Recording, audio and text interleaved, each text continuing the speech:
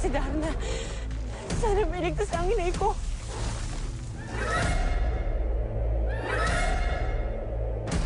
Akala ko ang puno bumubuhay, hindi pumapatay. Darna! Umalis ka na, bilis! Akala ko hindi mo na ako sisiputin, Darna. Akala ko naduwag ka na. Bakit naman ako maduduwag sa isang puno? Excuse me. Hindi lang ako puno. Isa akong higanteng puno na walang kasing lakas. At gusto mo ng sample ng bagsik ko? Eto sa'yo. Yun na ba yung bagsik na sinasabi mo? Wala kang kwenta. Malaki ka lang pero balo ka. Tuwang-tuwa nga daw po yung mga tao eh. Kita mo na, Lola Loleng.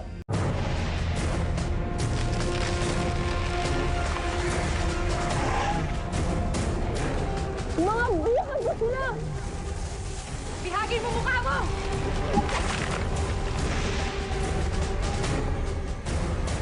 Galing-galing mo. Nakakalipad ka parang anghel.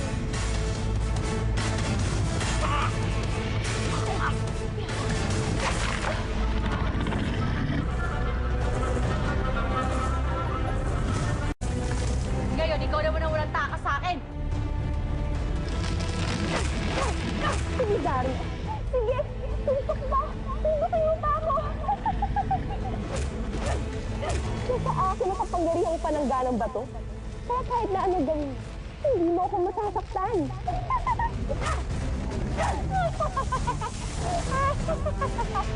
Go, Mother! Go! Mukhang pagod na si Darna. Kaya mo yan, Mother! Go, Mother Tree! Pakita mo kay Darna kung gaano ka katigas! Tama, Mother! Ay, nako, kaya ikaw, Darna! Sister! Sumuko ka na kay Mother. Hindi mo kaya si Mother, no? Hindi mo ako sister. Ngayon, kung di kayo tatahimik, gagawin ko kay Teacher Bulaklak. At if natatakot kami sa'yo, Darna! Ganun.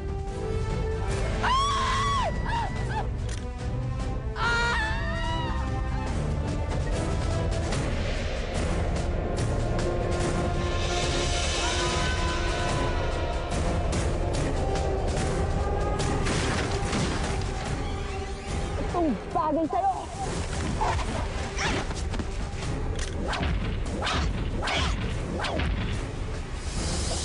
Ano, Darna? Buhay ka pa ba? Ano naman tinatawag yung tagapagtanggol? Eh, wala namang kalaban-laban.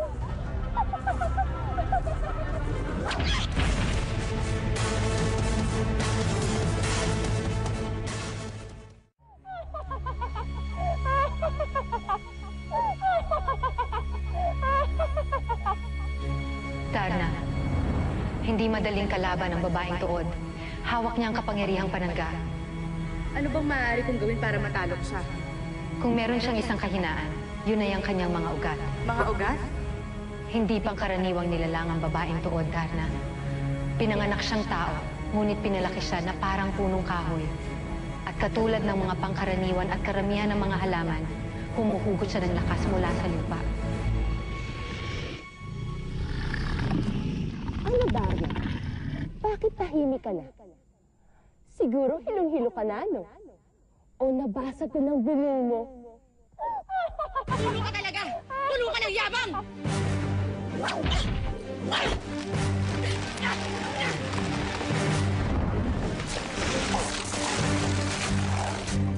Gaga ka?